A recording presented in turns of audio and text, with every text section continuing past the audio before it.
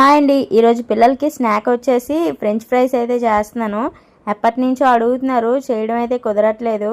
ఈ మధ్యన కొంచెం పండగలో బిజీ అయిపోయాం కదా, అందుకని చెప్పేసి కుదరలేదు. ఇంక ఈరోజు ఎలాగైనా పిల్లలు స్కూల్ నుంచి వచ్చినప్పుడు కల్లా ఫ్రెంచ్ ఫ్రైస్ అయితే చేసి రెడీగా ఉంచుదామని చెప్పేసి చేస్తున్నాను.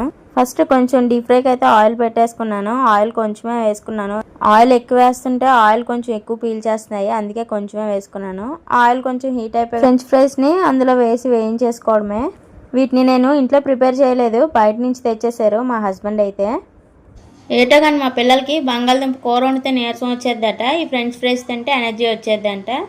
ఈ లాజిక్ ఏటో నాకు అర్థం అవ్వదు.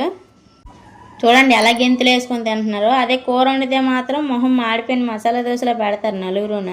మరి మాతో మామూలుగా ఉండదు. ఇంకా చూసారు కదండి మా వాళ్ళు ఫ్రెంచ్ ఫ్రైస్ గోలా. వీడియో నచ్చితే లైక్ చేయండి, షేర్ చేయండి, సబ్స్క్రైబ్ చేయండి. Thank you for watching for more.